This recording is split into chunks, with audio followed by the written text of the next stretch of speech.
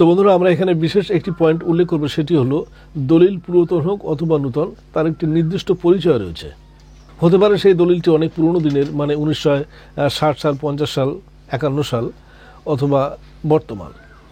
এটি আমরা যেমন দেখতে পাচ্ছি 2025 সালের দলিল। সমস্ত দলিলেরই কিন্তু একটি নির্দিষ্ট পরিচয় থাকে। এই পরিচয় সম্পর্কে আজকে আমাদের প্রথমে জানতে হবে, তার কারণ আমরা যখন পুরনো সার্টিফাইড কপির আবেদন করব সেখানে কিন্তু আমাদের এই পরিচয়গুলি দিতে হবে। তো প্রথমে আমরা এখানে দেখতে পাচ্ছি দলিল নাম্বার। এই দলিল নাম্বারটি আমরা এখানে দেখে নেব। যদি আমরা মনে করে থাকি যে এখান থেকে আমরা দেখব না, আরেকটি নির্দিষ্ট জায়গা রয়েছে, সেই জায়গা থেকে আমরা দেখে নিতে পারি। তো এখান থেকে আমরা প্রথমে স্ক্রল করে তফসিল পেজে চলে যাব। আমরা চলে এলাম তফসিল পেজে। এখানে লেখা রয়েছে তফসিল সম্পত্তি, তার আগে কিন্তু লেখা রয়েছে ডেট। এই ডেটটি আমরা নোট করব। এখানে যেমন রয়েছে 30/12/2024।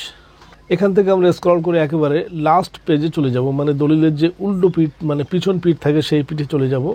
এখানেই কিন্তু ডিটেলস লেখা রয়েছে। এই লেখাগুলি আমরা এখান থেকে দেখে নেব। এখানে যেমন রয়েছে বেইং নাম্বার বলে শুরু হচ্ছে, এখান থেকে 15/25/00/424। এটি আমরা এখান থেকে নোট করব এবং সালটি আমরা নোট করব।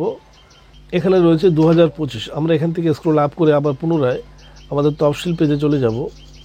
এখানে লেখা রয়েছে 2024। তো আমরা এই 2024টিকে নোট করব। এবারে আপনার মনে প্রশ্ন জাগতে পারে, আমরা তো নিচে 2025 দেখেছি, তাহলে আমরা 2024 সাল কেন নেব? এক্ষেত্রে একটু বলে রাখি, আমরা যখন দলিলের সম্পত্তি লেখার আবেদন করি তখনই কিন্তু আমাদের এই যে ডেটটি রয়েছে, এই ডেটটি দিতে হয়। এই ডেটটি কিন্তু গ্রান্টেড ডেট। ওটি যে নট গ্রান্টেড সেটি কিন্তু বলছি না। তো আমরা এই ডেটটি লিখব। আমরা পুনরায় আমাদের লাস্ট পেজে চলে যাব। এখানে আরেকটি বিশেষ পয়েন্ট আমরা নোট করব, সেটি হলো এই যে সিলটি মারা রয়েছে, এই সিলটি নর্থ 24 পরগনা 3, এখানে কিন্তু লেখা রয়েছে বারাসাত নর্থ 24 পরগনা 3। এই অফিস থেকে রেজিস্ট্রেশন হয়েছে। যদি উদাহরণস্বরূপ বলা যায়, আমাদের মানে পার্শ্ববর্তী যে সমস্ত ADSR additional sub district office রয়েছে, রেজিস্ট্রি অফিস, সেখানে যে পরিচয় রয়েছে, সেই ঠিকানা রয়েছে, সেখানে যে ঠিকানা রয়েছে সেই ঠিকানা কিন্তু স্টাম্প এখানে মারা থাকবে। এই তিনটি বিশেষ পয়েন্ট আমরা এখান থেকে নোট করলাম। এবারে এখান থেকে আমরা ব্যাকে চলে যাব।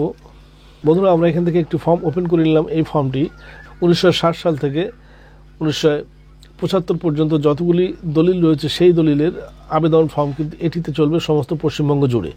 এখানে রয়েছে to the district registrar officer. এবারে এখানে জেলা অফিসের নাম হবে আমাদের যেরকম বারাসাত নর্থ 24 পরগনা, আমরা নিচে এখানে পেন দিয়ে লিখে দেব। তারপরে আমরা এখানে বলছি বিষয় সার্টিফাইড কপি অফ ডিড নকল পাওয়ার আবেদন। তারপরে আমরা এখানে দেখতে পাচ্ছি ডিটেলস অফ অ্যাপ্লিক্যান্ট, মানে আবেদনকারী যিনি, তার নাম আমরা এখানে লিখে দেবো, তার পুরো ঠিকানা লিখে দেবো। দেওয়ার পরে এই যে বিষয়বস্তু এখানে রয়েছে, যেমন district, block, mouza name, JL number, plot number, এগুলি কিন্তু না দিলেও চলবে, এগুলি অপশনাল। আমরা এখান থেকে যেটা দেবো সেটা হলো দলিল নাম্বার। যে দলিল নাম্বারটি আমরা একটু আগে আলোচনা করলাম, সেই দলিল নাম্বার এটি কিন্তু দিতে হবে। তারপরে ডেট, যে ডেটটি নিয়ে আমরা আলোচনা করলাম সেই ডেটটি আমরা এখানে লিখব। ভলিউম নাম্বার, পেজ নাম্বার, এগুলো আমরা নাও পেতে পারি। অনেক ক্ষেত্রে, মানে সর্বাধিক ক্ষেত্রে দেখা যায় ভলিউম পেজ নাম্বার থাকে না।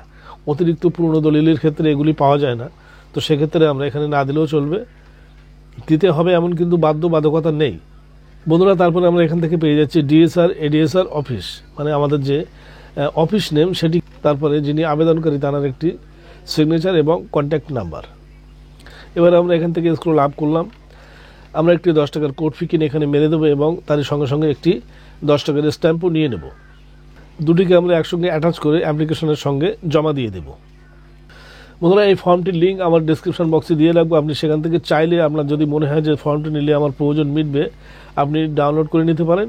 এবং যারা নর্থ 24 পরগনার ভিতর থেকে দেখছে তাদের জন্য একটি বিশেষ পয়েন্ট উল্লেখ করবো, সেটি হলো আমাদের যে north 24 Pargana DSR ADSR office রয়েছে, সেই অফিসের ম্যাপ আমার ডেসক্রিপশন বক্সে দিয়ে রাখবো। সেই ম্যাপ ধরে আপনি গুগল ম্যাপের সাহায্যে সেই অফিসের ঠিকানায়, নির্দিষ্ট ঠিকানায় পৌঁছে যেতে পারবেন।